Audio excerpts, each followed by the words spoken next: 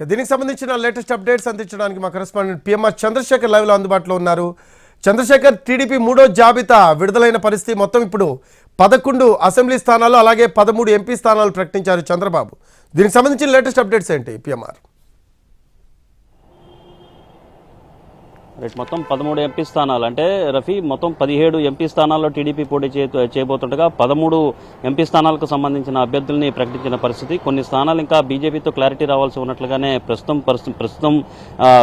జాబితా విడుదల చేసిన లిస్టు ప్రకారం అయితే అర్థమవుతుంది. అలాగే మొత్తం 16 అసెంబ్లీ స్థానాలు ఇంకా పెండింగ్ లో ఉండగా వాటిల్లో 11 అసెంబ్లీ స్థానాలకు సంబంధించిన అభ్యర్థుల్ని ఖరారు చేస్తూ మూడో విడత జాబితాలో విడుదల చేసిన పరిస్థితి. సో ఇంకా రిమైనింగ్ 5 స్థానాలకు సంబంధించిన అభ్యర్థులను ఇంకా ప్రకటించాల్సి ఉన్న పరిస్థితి కనిపిస్తుంది. కొన్ని సీట్ల సర్దుబాటు కావచ్చు, క్షేత్రస్థాయిలో కొంత పరిణామాలను మరొకసారి సరిచూసుకున్న తర్వాత మిగతా అసెంబ్లీకి సంబంధించిన అభ్యర్థులు, మరొక వైపు ఎంపీకి సంబంధించిన అభ్యర్థుల జాబితా విడుదల చేసే అవకాశం ఉన్నట్లుగా మనకి పార్టీ వర్గాల నుంచి అందుతున్న సమాచారం మేరకు తెలుస్తుంది. సో ఈ నేపథ్యంలో శ్రీకాకుళం నుంచి కింజరపు రామ్మోహన్ నాయుడు సిట్టింగ్ ఎంపీగా ఉన్నారు. అలాగే విశాఖ మత్కుమిల్లి భరత్ బాలయ్య చెన్నలుడు భరత్కి ఇచ్చారు. అమలాపురం గంటి హరీష్ బాలయోగి తనయుడు హరీష్ కి కేటాయించారు. ఇది ఫస్ట్ నుంచి అనుకుంటుంది. ఏలూరు స్థానం పుట్టా మహేష్ యాదవ్కి ఇచ్చారంటే ఏలూరు లేదా నరసాపురం ఈ 2 ఎంపీ స్థానాల్లో ఏదో ఒకటి తమకు ఇవ్వాల్సిందిగా బీజేపీ అడుగుతోంది. సో ఏలూరు టీడీపీకి వచ్చేసింది కాబట్టి నరసాపురం బీజేపీ ఖాతాలోకి వెళ్లే అవకాశం కనిపిస్తుంది. పుట్టా మహేష్ యాదవ్ పేరు ఇక్కడి నుంచి ఖరారు చేశారు. యనమల రామకృష్ణుడు అల్లుడు. అలాగే మైదుకూరు నియోజకవర్గం నుంచి టీడీపీ అభ్యర్థిగా పోటీ చేస్తున్న పుట్టా సుధాకర్ యాదవ్ తనయుడు పుట్టా మహేష్ యాదవ్ ఏలూరు ఎంపీ స్థానం నుంచి పోటీ చేయబోతున్నారు. కొన్ని రోజుల క్రితం ఆయన గతంలో నరసరావుపేట స్థానానికి పరిశీలనకు తీసుకున్నారు. సో ఇప్పుడు పుట్టా మహేష్ యాదవ్ని ఏలూరు యాదవ్ సామాజిక వర్గం నుంచి వచ్చారు కాబట్టి అక్కడ కార్మూరి సునీల్ కుమార్ యాదవ్ కూడా అదే సామాజిక వర్గం. సో ఈ క్రమంలో దాన్ని బేస్ చేసుకుని పుట్ట మహేష్ యాదవ్ పేరు తెర మీదకి తీసుకొచ్చినట్లుగా పార్టీ వర్గాలు ఇవాళ జాబితా విడుదల చేసిన లిస్టు ప్రకారం తెలుస్తుంది. అలాగే విజయవాడ కేసినేని చిన్ని గత కొంతకాలంగా పనిచేసుకుంటూనే ఉన్నారు. సో ఆయనకి టికెట్ ఖరారు చేశారు. గుంటూరు పెమ్మసాని చంద్రశేఖర్, నర్సరావుపేట లావు శ్రీకృష్ణదేవరాయలు, బాపట్ల టి కృష్ణప్రసాద్.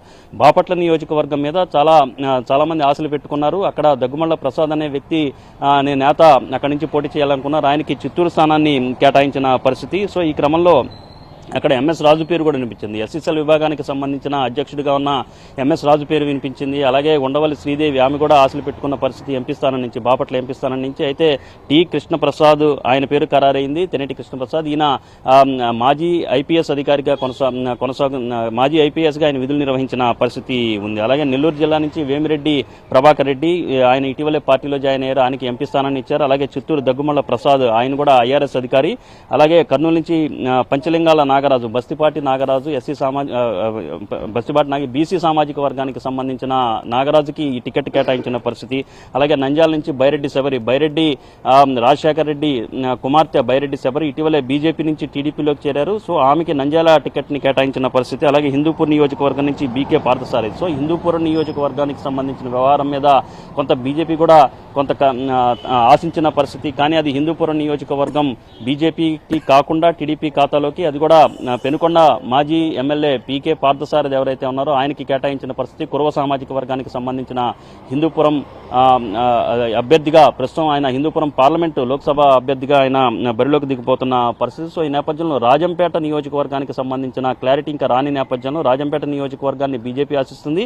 సో ఆ క్రమంలో రాజంపేట నుంచి ఆయన బరిలోకి దిగుతున్న పరిస్థితి కనిపిస్తుంది. ఇక శ్రీకాకుళం జిల్లా నుంచి పలాస నియోజకవర్గం అసెంబ్లీ సెగ్మెంట్లకు వచ్చేసరికి పలాస నియోజకవర్గం నుంచి గౌతు శిరీష పేరు, ఆమె సీనియర్ నేతగా ఉన్నారు. గౌతు శ్యామ్ సుందర్ శివాజీ కుమార్తెగా ఆమెకి పేరుంది. గత ఎన్నికల్లో కూడా అక్కడి నుంచి పోటీ చేసి ఓటమి చెందిన నేపథ్యంలో ఇప్పుడు మళ్ళీ మరొకసారి టికెట్ దక్కించుకున్నారు. ఇక్కడ వేరే ప్రత్యామ్నాయ మార్గాలు, అలాగే ఇతర సామాజిక వర్గాలు, మత్స్యకార సామాజిక వర్గానికి సంబంధించిన అభ్యర్థులు ఎవరైనా దొరుకుతారన్న అంశానికి సంబంధించి కూడా కొంత సెర్చింగ్ అనేది టీడీపీ అధినాయకత్వం పలాస నియోజకవర్గంలో చేసింది, వెతుకులాట అనేది చేసింది. కానీ అక్కడ గౌతు శిరీష అభ్యర్థిగా ఉంటేనే బాగుంటుందన్న అభిప్రాయానికి చివరికి వచ్చిన నేపథ్యంలో గౌతు శిరీష పేరు ప్రకటించిన పరిస్థితి. అలాగే పాతపట్నం నియోజకవర్గం నుంచి మామిడి గోవిందరావు, పాతపట్నం నియోజకవర్గం నియోజకవర్గం బీజేపీ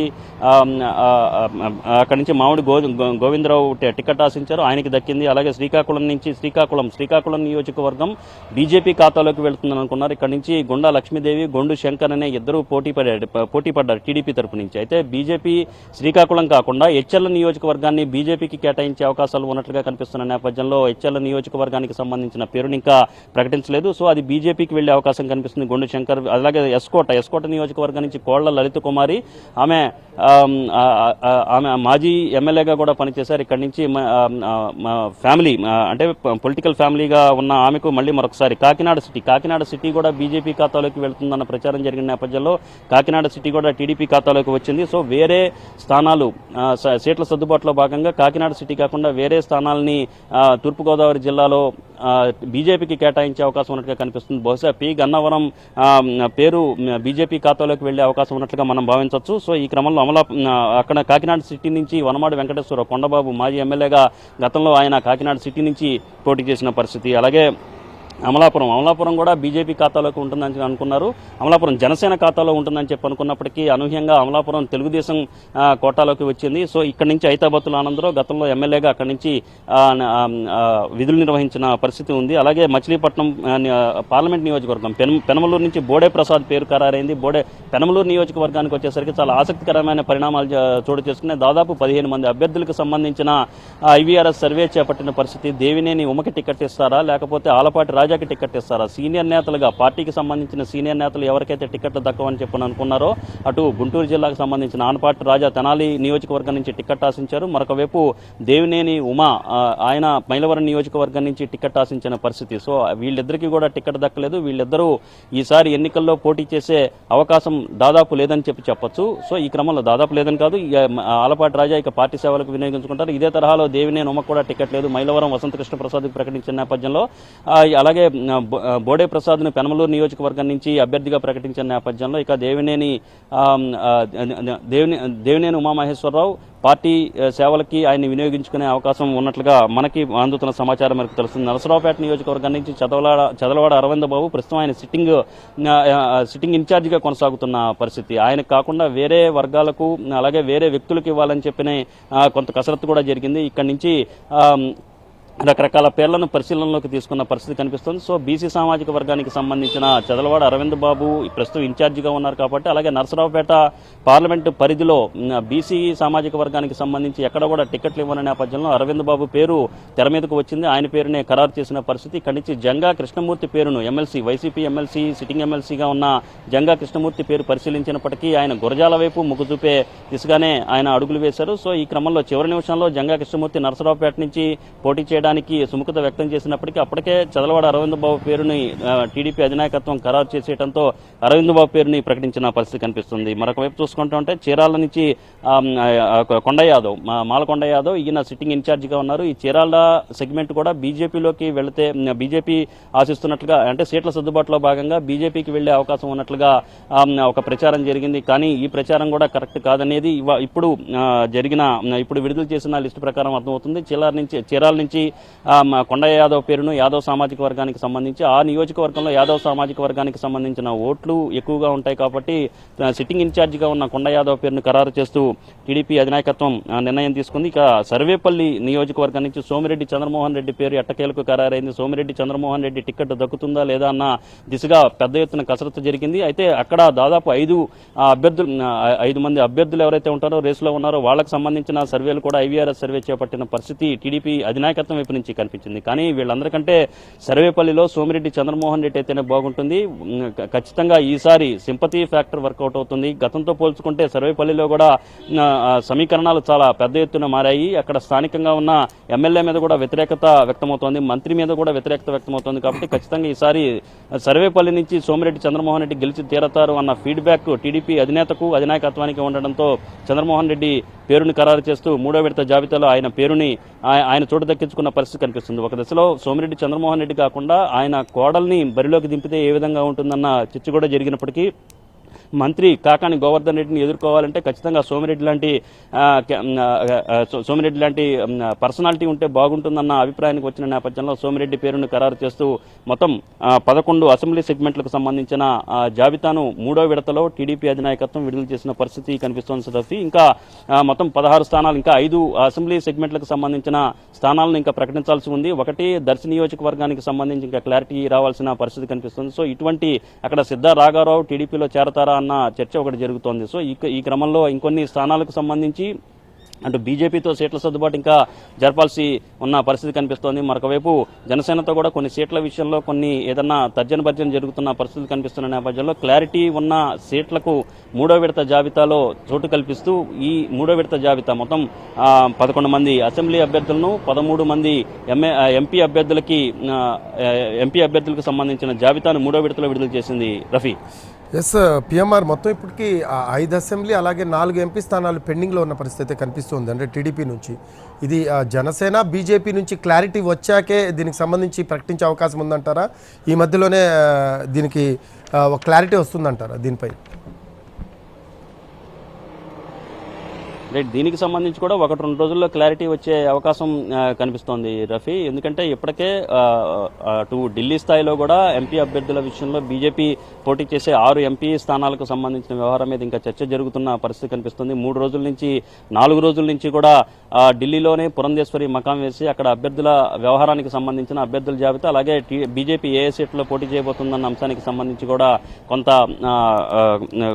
కసరత్తు చేస్తున్న పరిస్థితి కనిపిస్తుంది. మరొక వైపు నిన్న టీడీపీ అధినేత పవన్ కళ్యాణ్ అలాగే చంద్రబాబు వీళ్ళిద్దరూ కూడా భేటీ అయ్యి మొత్తంగా పరిశీలిస్తున్న పరిస్థితి, మొత్తంగా సీట్ల సర్దుబాటుకు వ్యవహారానికి సంబంధించిన వ్యవహారం మీద కూడా కొంత క్లారిటీ తీసుకున్న పరిస్థితి. సో నిన్న జనసేన అధినేత పవన్ కళ్యాణ్తో భేటీ అయిన తర్వాత దీనికి సంబంధించిన క్లారిటీ వచ్చింది కాబట్టి సో ఇక వీలున్నంత వరకు మరింత జాప్యం చేస్తే అభ్యర్థుల్లో కూడా కింద కొన్ని ఉదాహరణకు మైలవరం కావచ్చు, పెనమలూరు కావచ్చు, ఇటువంటి సీట్ల విషయంలో ముందుగానే టీడీపీ అధినాయకత్వం ఒక అభిప్రాయానికి వచ్చేసినప్పటికీ అధికారిక ప్రకటన చేయకపోవడం వల్ల రకరకాల ప్రచారాలు జరుగుతున్న పరిస్థితుల్లో ఆ సీట్లను కోల్పోయే దిశగా కూడా కొన్ని చోట్ల కొన్ని సెగ్మెంట్లలో అటువంటి పరిస్థితి వ్యక్తమవుతుంది. కింద గందరగోళం, క్యాడర్ పూర్తి స్థాయిలో గందరగోళంలోకి వెళ్ళిపోవడం, అలాగే అసంతృప్తులు పెరగడం. మరొక వైపు ఎక్కడైతే సీట్ల ప్రకటన, అధికారిక ప్రకటన అనేది అభ్యర్థుల అధికారిక ప్రకటన అనేది జాప్యం అవుతుందో అక్కడ అసంతృప్తులకు గాలం వేసే దిశగా వైసీపీ వైపు నుంచి కూడా వైసీపీ అభ్యర్థులు ఎవరైతే ఉన్నారో వాళ్ళు పూర్తిగా తెర మీదకు వస్తున్న పరిస్థితి కనిపిస్తుంది. సో ఈ నేపథ్యంలో ఈ రకమైన వ్యూహాలని వైసీపీ వైపు నుంచి వస్తున్న నేపథ్యంలో ఇంకా జాప్యం చేయకుండా వీలైనంత వరకు క్లారిటీ ఎక్కడైతే ఉందో ఇప్పుడు ప్రస్తుతానికి 128 స్థానాలను రెండు విడతల్లోనూ టీడీపీ అధినాయకత్వం ముందుగానే ఇచ్చేసింది. సో ఈ క్రమంలో ఇంకా రిమైనింగ్ 16 స్థానాల్లో ఇప్పుడు 11 స్థానాలకు సంబంధించిన సీట్లకు సంబంధించిన అభ్యర్థుల పేరు ఇచ్చేసింది. అలాగే ఎంపీ స్థానాల విషయానికి వచ్చేసరికి టీడీపీ పోటీ చేసే 17 ఎంపీ స్థానాలకు గాను 13 ఎంపీ స్థానాలకు కేటాయించింది. సో ఇంకా ఎంపీ స్థానాల్లో 4 స్థానాలకు సంబంధించిన అభ్యర్థులను ప్రకటించాల్సి ఉంది. అలాగే రిమైనింగ్ 5 అసెంబ్లీ స్థానాలకు సంబంధించిన అభ్యర్థుల్ని 5 మందికి సంబంధించిన 5 సీట్లకు సంబంధించిన వ్యవహారం మీద క్లారిటీ రావాల్సిన పరిస్థితి టీడీపీ వైపు నుంచి కనిపిస్తోంది రఫీ. ఎస్పీఎంఆర్ మొత్తం 3వ జాబితా చూసుకుంటే అంటే సీనియర్స్కి ఈసారి ఏమన్నా అవకాశం దక్కుతుందా 3వ జాబితాలో అనుకున్నారు, కానీ అనూహ్యంగా కేవలం సర్వేపల్లి నుంచి సోమిరెడ్డి చంద్రశేఖర్ రెడ్డికి మాత్రమే అవకాశం ఇచ్చిన పరిస్థితి కనిపిస్తుంది. సో సీనియర్లకి ఏమన్నా నెక్స్ట్ లిస్ట్లో ఏమన్నా వాళ్ళ పేర్లు ఉండే అవకాశం ఉందంటారా?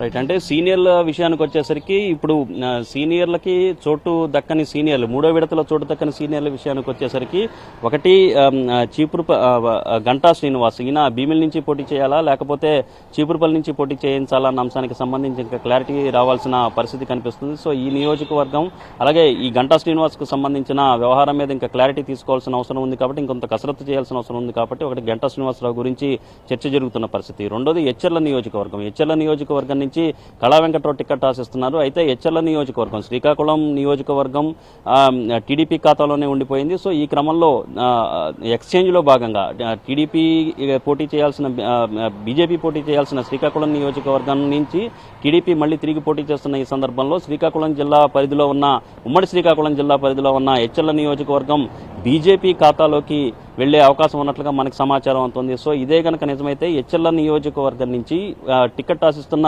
కళా వెంకట్రావుని ఎక్కడి నుంచి పోటీ చేస్తారు? ఒకవేళ భీమిలి నుంచి ఏమన్నా అవకాశం కల్పిస్తారా లేకపోతే చీపురుపల్లి నుంచి